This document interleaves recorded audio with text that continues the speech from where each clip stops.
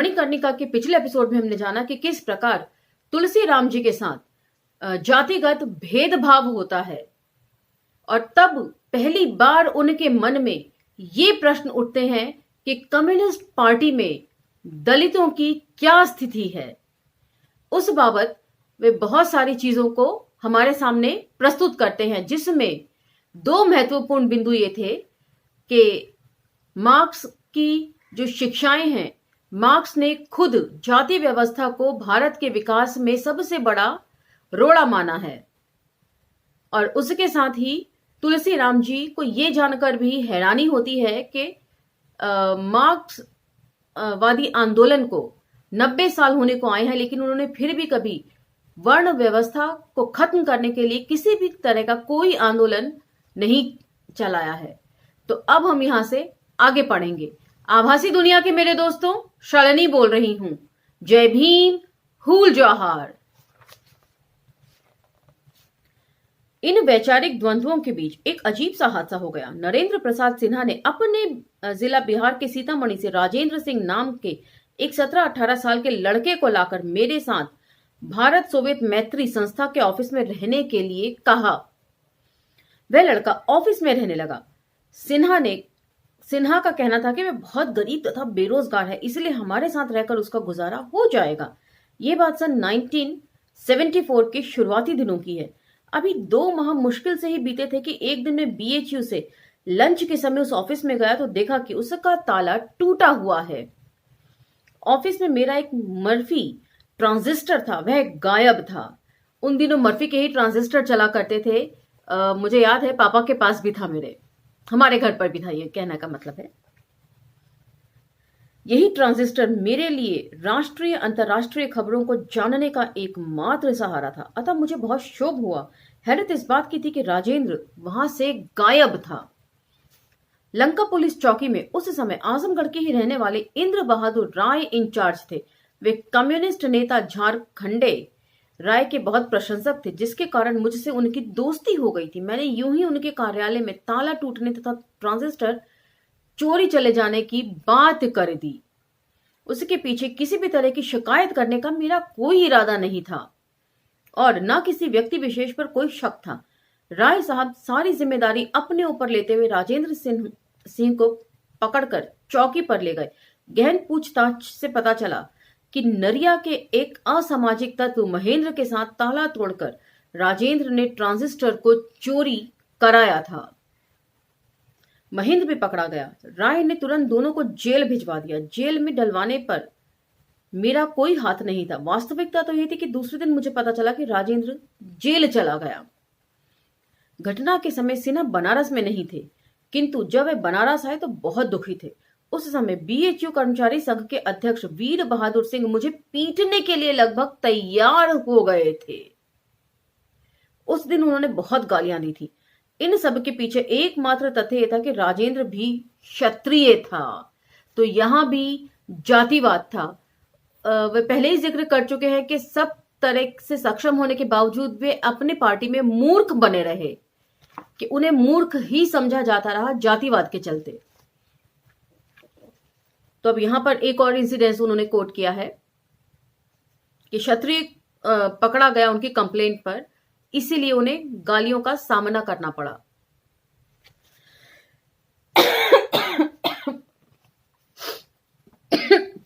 इस घटना के बाद नरेंद्र प्रसाद सिन्हा मेरे एकदम विरोध में आ गए। परिणाम स्वरूप उन्होंने प्रांतीय जनरल सेक्रेटरी काली शंकर शुक्ला से कहकर मुझे जो होल टाइमरी के लिए प्रति माह 50 रुपया वेज यानी मजदूरी मिलता था, उसे बंद करवा दिया।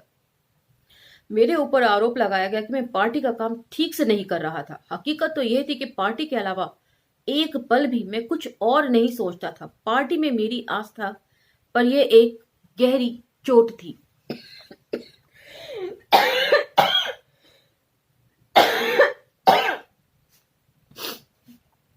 माफ कीजिएगा, इलाज भी चल रहा है लेकिन फिर भी गला संभलने में नहीं आ रहा। डॉक्टर की माने तो कुछ समय के लिए बोलचाल थोड़ा बंद हो जाए।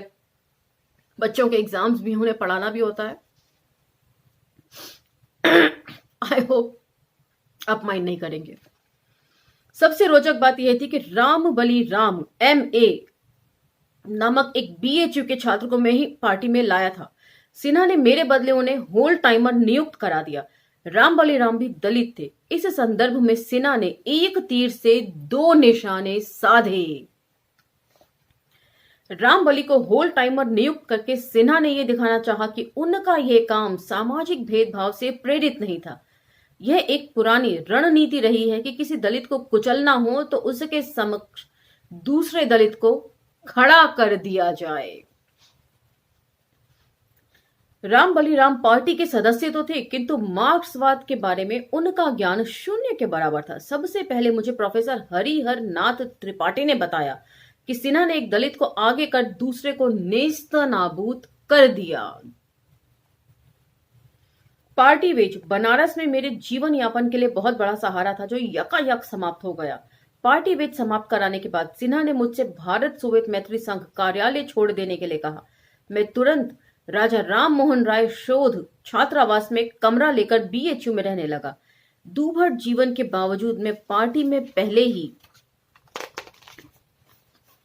जैसा सक्रिय रहा। प्रोफेसर जिन्होंने हरिहर नाथ त्रिपाठी ने ही मुझे सबसे पहले यह सुझाव दिया कि उक्त मामले को मैं कम्युनिस्ट पार्टी की नेशनल लीडरशिप को बताऊं। और ये हरिहर नाथ त्रिपाठी वही थे जिन्होंने इन्हें IAS का फॉर्म भी लाकर दिया था और ये ख्वाहिश रखते थे कि तुलसीराम जी उच्च से उच्च शिक्षा प्राप्त करें।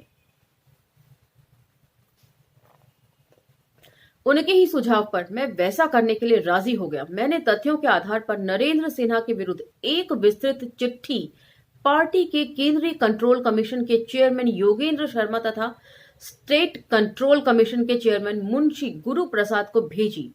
चिट्ठी को मैंने इस तथ्य को विशेष रूप से उजागर किया था कि सिन्हा धर्मांधता के शिकार हैं तथा व्यक्तिगत कारणों से उन्होंने मेरा पार्टी वेज बंद करा दिया, जिसका एकमात्र कारण था पार्टी लीडरशिप में उनकी व्यक्तिगत पहुंच। मैंने कंट्रोल कमीशन से यह अपील की थी कि मेरे साथ न्याय किया जाए। मैं स्वयं नहीं सोच पाता था कि मेरी चिट्ठी पर कोई कार्यवाही होगी, फिर भी मैंने पार्टी कार्यालयों में अपनी सक्रियता जारी रखी। स्मरण रहे कि दुनिया भर की कम्युनिस्ट पार्टियों के नेतृत्व वर्ग में कंट्रोल कमीशन का प्रावधान किया जाता है। इसका मुख्य उद्देश्य होता है पार्टी कैडरों की शिकायतों को सुनना तथा छानबीन के बाद उस पर कार्यवाही करना। तो इसमें पूरा ब्यौरा दिया है कम्युनिस्ट पार्टी में किस तरह का कार्यशैली होती है, किस तरीके से कैडर्स जो कंप्लेन करते हैं उसके ऊपर किस तरीके से कार्यवाही की जाती है, उसका भी एक पूरा प्रोसीजर उसमें रहता है। ऐसा नहीं है कि आप किसी को भी जाके कानाफूसी कर लीजिए।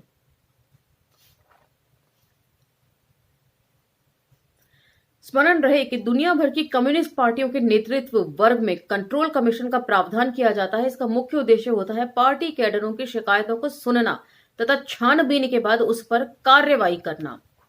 तो भारत कोई ऐसा नहीं है कि अपवाद हो इस मामले में। सभी कम्युनिस्ट पार्टियां जो विश्व की हैं वे इसी कार्यशैली के तहत कार्य करती हैं। इस बीच में छात्रों की कुछ मांगों को लेकर उप कुलपति डॉक्टर श्रीमाली के निवास पर गया। नरेंद्र सिन्हा वहां पहले ही मौजूद थे। श्रीमाली जी ने मुझे एक टाइप किया हुआ कागज दिया तथा कहा कि इस कागज पर जैसे भी हो प्रोफेसर KV राव के हस्ताक्षर करा के लाओ। इसके लिए यदि बल का प्रयोग करना पड़े तो वैसा भी करना। हुआ यह था कि पॉलिटिकल साइंस डिपार्टमेंट के प्रोफेसर KV राव दिल्ली से निकलने वाले अखबार टाइम्स ऑफ इंडिया के संपादक के नाम 2 पत्र प्रकाशित करा चुके थे। इन पत्रों में उन्होंने डॉक्टर श्रीमाली की कार्य प्रणाली की आलोचना की थी। जाहिर है डॉक्टर राव दक्षिणपंथी राजनीति से जुड़े हुए थे और पहले ही जिक्र हो गया कि डॉक्टर श्रीमाली ने जो 2 कमरों का मकान अलॉट किया गया था RSS को, उसको तुड़वा दिया गया था, जिसके चलते उनके साथ मारपीट भी करी थी छात्रों ने। श्रीमाली जी इस खंडन पत्र को टाइम्स ऑफ इंडिया में छपवाना चाहते थे। इस काम में हिचक के बावजूद मैं कम्युनिस्ट पार्टी से जुड़े तकरीबन 25 छात्रों को लेकर डॉक्टर KV राव के BHU सीमा के पीछे स्थित निवास पर पहुंचा।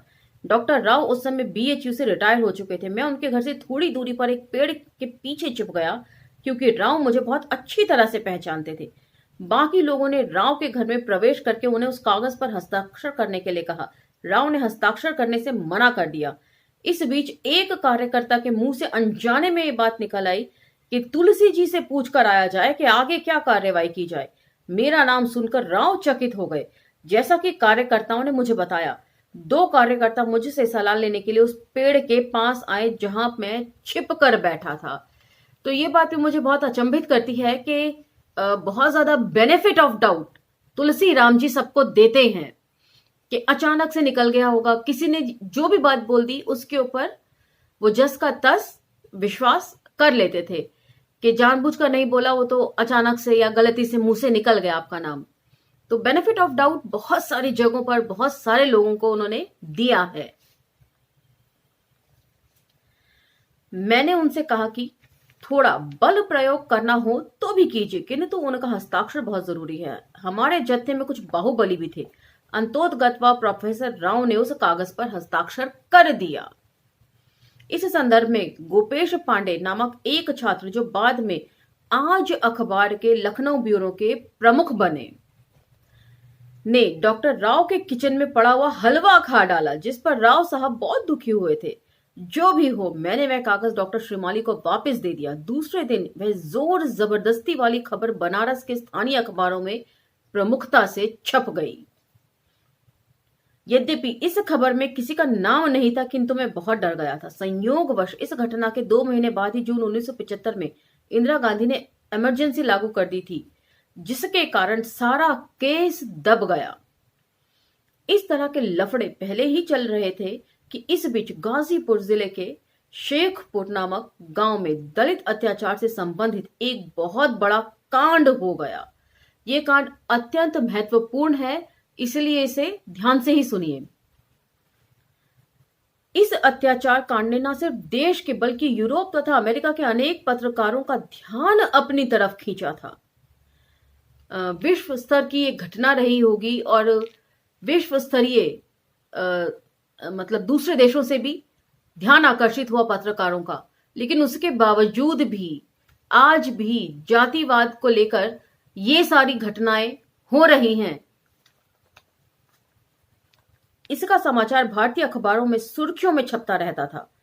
बीबीसी रेडियो तथा वॉइस ऑफ अमेरिका के से शेखरपुर कांड के बारे में कई दिनों तक प्रसारण होता रहा। शेखरपुर बड़े बंदूकधारी सामंतों का गांव था, जिसके कारण उस गांव में जाने के लिए पत्रकारों को भी पुलिस की सहायता लेनी पड़ती थी।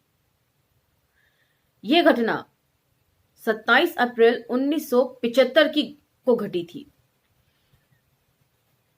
जिससे मैं काफी विचलित हो गया था। अतः मैंने उस गांव में जाकर सारे मामले की छानबीन करके पार्टी अखबारों में लिखने की बात सोची। बनारस में मुझे अनेक साथियों ने वहां जाने से मना किया। उनका कहना था कि शेरपुर के भूमिहार जमींदार बहुत खूंखार हैं, इसीलिए वे दलितों से सहानुभूति रखने वाले किसी भी व्यक्ति को हिंसा का शिकार बना सकते हैं। इस परिस्थिति का मुकाबला करने के लिए मैंने एक निदान ढूंढ निकाला। शेखपुर गांव गाजीपुर जिले की जिस यूसुफपुर मोहम्मदाबाद तहसील में पड़ता था, वहीं का रहने वाला शाहनवाज खान नामक मेरे साथ बीएचयू में पढ़ने वाला एक साथी था। तो जो लोग समाज के लिए काम करते हैं, तो समाज भी उनकी किस प्रकार मदद करने के लिए हमेशा तैयार रहता है, इस चीज का बहुत बेहतरीन उदाहरण यहां पर आपको मिलेगा। खान एक बाहुबली किस्म का आदमी था, जिससे ना सिर्फ उसके इलाके में बल्कि बीएचयू में भी लोग डरते थे। मैंने खान को अपनी समस्या बताई। खान ने तुरंत कहा, मैं आपको शेखपुर ले चलूंगा, देखता हूं किसकी हिम्मत है जो आपके खिलाफ कुछ भी कर दे। शेरपुर कांड से ठीक 20 दिन बाद 16 मई 1975 को शाहनवाज खान मुझे उस गांव में ले गया। यूसुफपुर मोहम्मदाबाद से खान अपने साथ एक फोटोग्राफर भी ले गया था। शेखपुर गांव मोहम्मदाबाद से लगभग 14 किलोमीटर दक्षिण पूर्व की ओर स्थित था। गांव से दक्षिण की ओर 2 मील की दूरी पर गंगा बहती है। मैं एक दिन पहले ही शाहनवाज के साथ उसके घर पर पहुंच चुका था और रात को वहीं टिक गया था। 16 मई 1975 को जब मैं सुबह के 8 बजे शाहनवाज खान के साथ शेखपुर गांव पहुंचा तो देखा कि एक 22 वर्षीय युवक खलिहान में चारपाई पर बैठा था। उसके कंधे के आर पार एक मोटा सा जनेऊ लटक रहा था। खान ने जब उससे पूछा कि जली हुई चमटोली किधर है, उस युवक ने जवाब दिया, चमटोली देखे जात हुए रे, चमारने के जरावन कहतना देर लगी। उसके बाद उसने चमटोली को गांव के दक्षिण में होने का इशारा किया।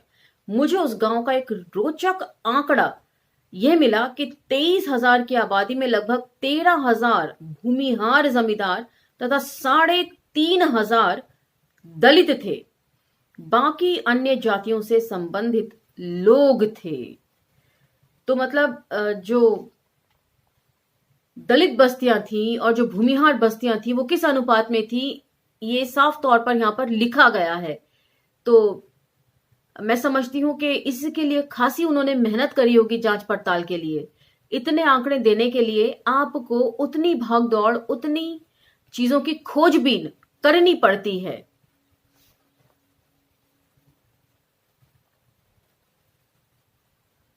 मेरे वहां पहुंचने से पहले भूमिहार बहुत बहुल शेरपुर गांव अपनी सामंती अत्याचार के लिए विश्व प्रसिद्ध हो चुका था। नजदीक पहुंचकर जो ही मेरी निगाह चमटोली अर्थात चमार बस्ती पर पड़ी तो ऐसा लगा कि मानो अभी अभी ज्वालामुखी का उद्गार हुआ है या बनारस के सारे शमशान घाट एक ही साथ उठकर उक्त चमटोली में अपना तबादला करा लिए हों। तो इससे आप अंदाजा लगा सकते हैं कि उस वक्त वहां पर कितना भयानक मंजर रहा होगा, जो दृश्य होगा जिसको देखकर कोई भी दहल जाए। लेकिन जातिवाद को मानने वाले, वर्ण व्यवस्था को पूर्ण रूप से बाहुबल से लागू करने वालों के लिए यह महज एक आम घटना होती है।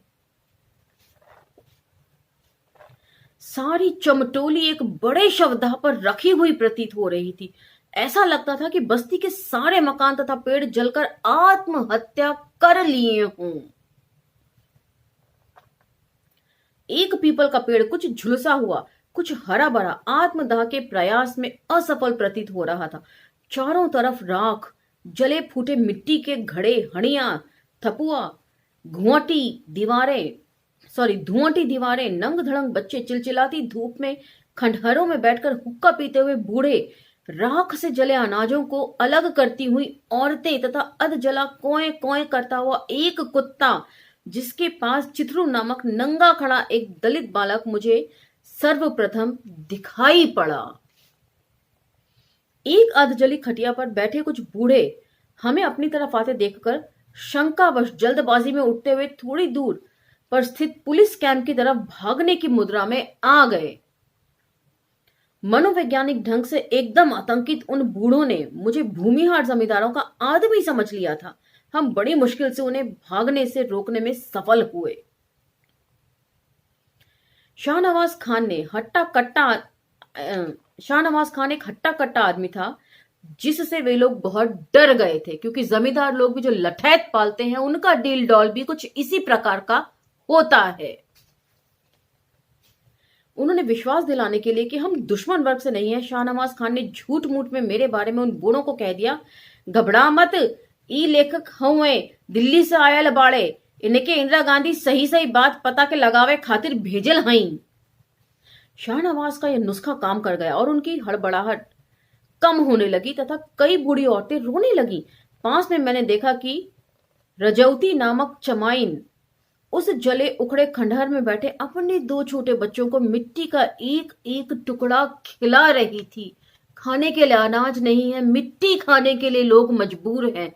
मुझे याद है कि कुछ साल पहले साउथ अफ्रीका से इस तरह की एक खबर आई थी, जहां पर औरतें जो हैं अपने बच्चों की भूख मिटाने के लिए बहुत थोड़ा सा आटा टाइप का मिट्टी के अंदर मिलाकर उसके उपले टाइप के बेक कर रही थी और वही लोग खाने के लिए मजबूर थे। कितना द्रवित हो जाता है हमारा मीडिया इस तरह की खबरों को कवर करते हुए, लेकिन अपने देश में इस तरह की घटनाएं रोज होती हैं, उसकी तरफ उनका कोई रुझान नहीं होता।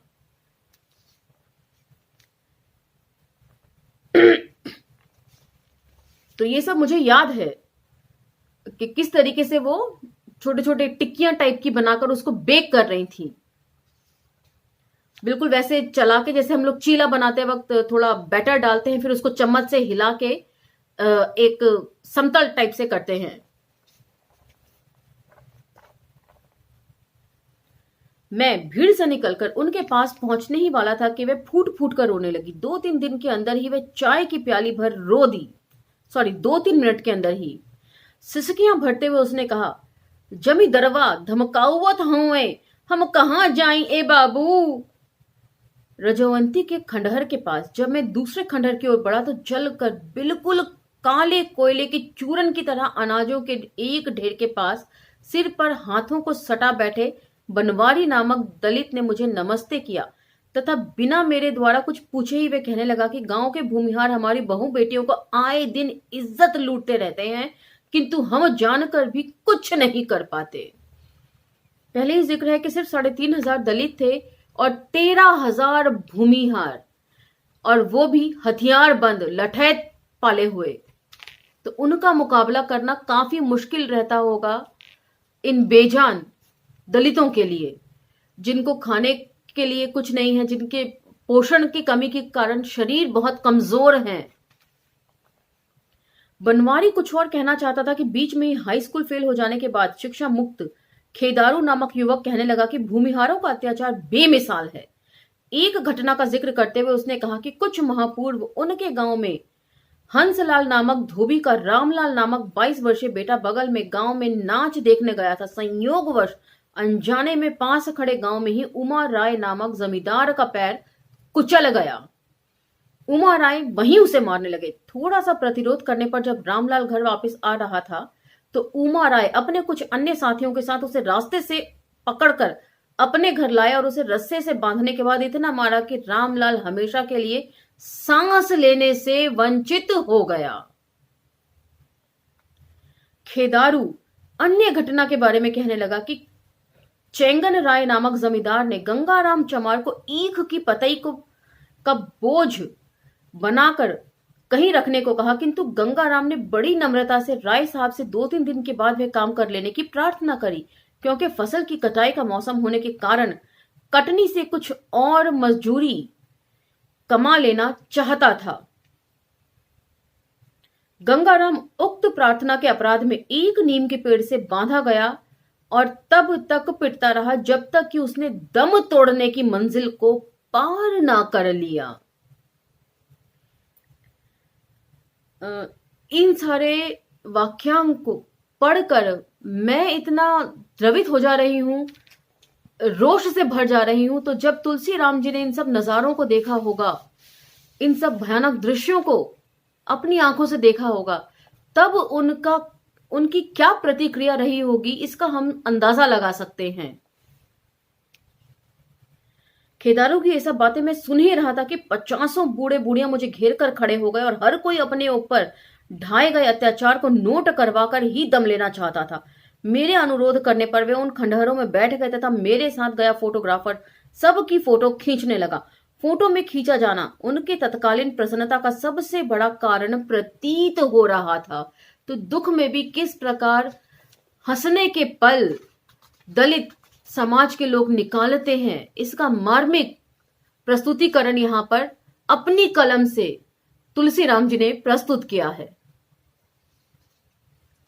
कैमरे के निशाने को देखकर एक छोटा बच्चा पास ही पड़ी चारपाई के नीचे घुसकर चिल्लाने लगा। इस बच्चे की हरकत को देखकर हम सभी हंसने ही वाले थे कि वहां खड़े एक आदमी ने फोटोग्राफर को 1 मिनट रुकने की विनती करते हुए कहा, बाबूजी तनी रुकी जाई, हम बिड़िया बुताई देई, नहीं तो फोटुआ जरी जाई। उस बच्चे और उस व्यक्ति के भोलेपन पर हम सभी जोरों से हंस पड़े। तो इससे पता चलता है कि विकास शुरू से ही कभी नहीं था। लोगों को इन सब चीजों के बारे में किसी भी तरह की कोई नॉलेज नहीं थी, सिर्फ जमींदार था, उनकी बेगारी थी। मुझे ऐसा अनुभव हुआ कि ये चमटोली वाले बस्ती जलाए जाने के बाद पहली बार इतना जोर से हंसे होंगे। फोटो खींचे जाने के बाद सरकार द्वारा दी जाने वाली भोजन सामग्री के बारे में जब मैंने पूछा तो वहां खड़े पांचू राम ने बताया कि सरकार जो देती है वही हम खाते हैं। हम तो अपना दुखड़ा किसी से कह भी नहीं पाते हैं कि हमें और चाहिए। इसके बाद वह ये बताना नहीं भूला कि बगुना साहब, तत्कालीन मुख्यमंत्री हेमवंती नंदन बहुगुणा, आयल रहले, तब से हमहन के हालत तनी ठीक हो गई हाव।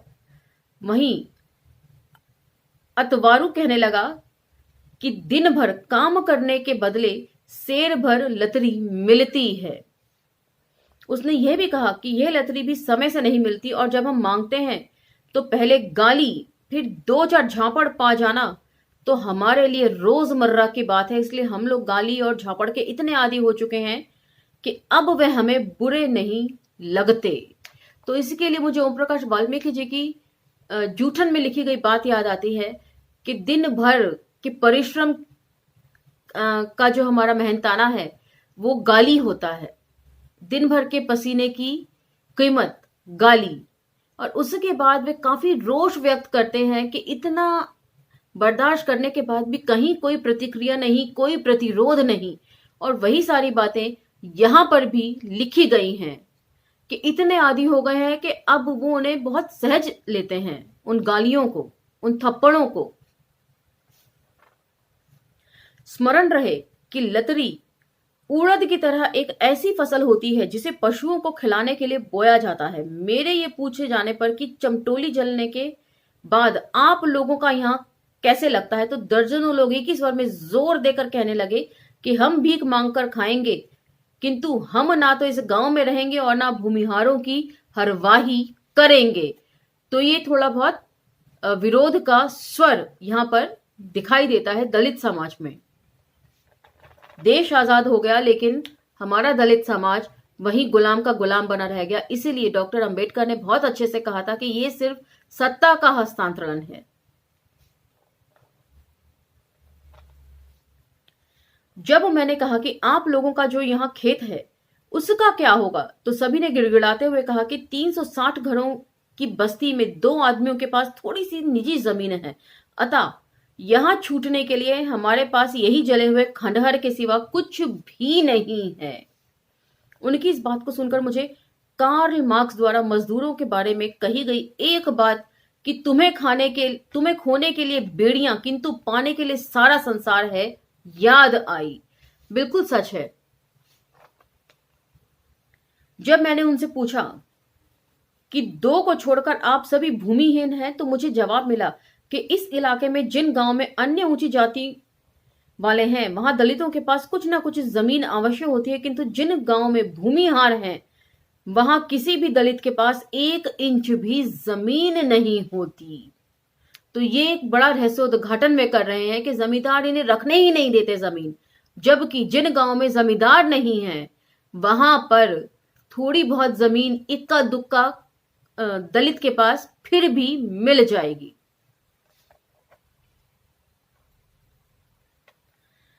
उनकी इस बात पर मुझे विश्वास नहीं हो रहा था, किंतु बाद में उस इलाके के पासवर्ती गांव कुंडेसर, बारा तथा करीमुद्दीनपुर आदि गांव में अनेक व्यक्तियों से मिलने पर उनकी बातों की सच्चाई की पुष्टि हो गई। तो यहां पर एक बात बहुत अच्छी है कि तुलसी राम जी यूं ही किसी की बात पर यकीन नहीं करते, उसके ऊपर वे अपनी खोजबीन जारी रखते हैं और तब एक कुछ बात कहने की स्थिति में पहुंचते हैं। इस बीच अतवारू एक बार फिर हकलाते हुए कहने लगा कि जमींदार हमें बरसात में मार मार कर पानी में बहा देने की धमकी दे रहे हैं, क्योंकि गंगा नदी गांव के पास से ही गुजरती है। बनारस में गंगा में बहा दिए जाने के डर से वहां उपस्थित सारे लोगों को मैंने आतंकित देखा। काफी देर तक एक ही खंडहर में खड़े रहने के बाद जब मैं उस जली चमटौली के एक अन्य हिस्से की ओर मुड़ गया तो पीछे दर्जनों लोग चल पड़े। इस समय तक मैं उनके बीच अपना सा लगने लगा था, अतः उन्हें मुझसे खुलकर बातें करने में बड़ी शांति महसूस होने लगी थी। एक उजड़ी दीवार की छाया में जली चारपाई पर लेटी 70 वर्षीय सोन बरसी नामक बुढ़िया करहा रही थी। उसका सर फट गया था जिस पर कुछ कपड़े लिपटे थे। सोन बरसी ने कांपते हुए चेहरे से बताया कि जब उसकी झोपड़ी जल रही थी तो उसमें घुसकर अपनी फटी हुई गुदड़ी निकालना चाहती थी। इस प्रयास में जमींदारों ने लाठियों से मार मार कर उसका सर फोड़ दिया। आग लगने के बाद सोनबरसी की पतोहू पतिया अपने मायके मोहम्मदाबाद भाग गई थी ताकि वह अपनी इज्जत बचा सके। तो कितना जुल्म है। जलती हुई आग में कूदकर यदि आप अपने लिए कुछ जो थोड़ा बहुत भी गृहस्थी का संजोया हुआ सामान है उसको लाना चाह रहे हैं तो उससे भी जमींदारों को परहेज है, उसे भी बचाने की इजाजत नहीं है। सब कुछ जलाकर खाक कर देने पर आमादा हैं। इसलिए तुलसीराम जी ने बिल्कुल सही उपमा दी है इसे कि ऐसा लगा कि सारे जो शव ग्रह हैं वो एक साथ इस चमटोली में आ गए हों। मैं कुछ और आगे बढ़ा तो बिना हैंडल का एक चापाकल देखा जिसके चारों ओर बच्चे तथा बूढ़े खड़े थे, किंतु पानी बिल्कुल नहीं आ रहा था। उन्होंने अनुरोध करके उस चापाकल के साथ अपना फोटो खिंचवाया। शायद उन्हें यह विश्वास था कि जब मैं फोटो खींचकर ले जाऊंगा तो चापाकल में पानी अवश्य आने लगेगा। इसके बाद उन्होंने चमटोली के दक्षिण में एक गड्ढा दिखाया जिसमें सैकड़ों जलकर मरे पशुओं के कंकाल पड़े थे। जलकर मरने वाली एक गाभिन गाय का मालिक इस तरह बिलक पड़ा मानो उसकी अपनी बेटी ही मर गई हो। तो गाय के ऊपर राजनीति करने वाले ये कभी देखते होंगे, इस बारे में कभी सोचते होंगे कि गाय की असली कीमत या असली अहमियत क्या है छोटे जात के लोगों के लिए। इन हृदय विदारक दृश्यों के बीच जब मैंने चमटोली के शिक्षितों की संख्या के बारे में पूछा तो इंदर देव ने बताया कि 360 घरों वाले बस्ती में श्री बालामृत तथा भगवान नामक 3 दलित बच्चे 8वें दर्जे में तथा करीब दर्जन भर प्राइमरी स्कूल में पढ़ते हैं। इसके बाद श्रीनाथ नामक एक व्यक्ति प्राइमरी स्कूल का अध्यापक था जो उस घटना के सिलसिले में जेल में बंद था। इंदर देव ने यह भी बताया कि जमींदार चमार बच्चों को पढ़ने से रोकते हैं और जो भी बच्चे पढ़ रहे हैं वे सब अपने ननिहालों में जाकर गांव में उन्हें पढ़ने नहीं दिया जाता है। तो आज का ये एपिसोड यहीं विराम करते हैं। यूं तो अभी इसमें और भी काफी चीजों की चर्चा है, लेकिन अब शायद मेरा गला और ज्यादा साथ ना दे, खराश बढ़ रही है, तो इसलिए इस एपिसोड को मैं यहीं विराम देती हूं। वरना यदि गला साथ देता तो मैं चाहती थी कि इसको मैं एक ही स्ट्रेच में खत्म करूं, बट इसको यहीं विराम देते हैं। अगले एपिसोड में आपसे जल्द भेंट होगी। तब तक लाइक शेयर सब्सक्राइब करना ना भूलें। धन्यवाद।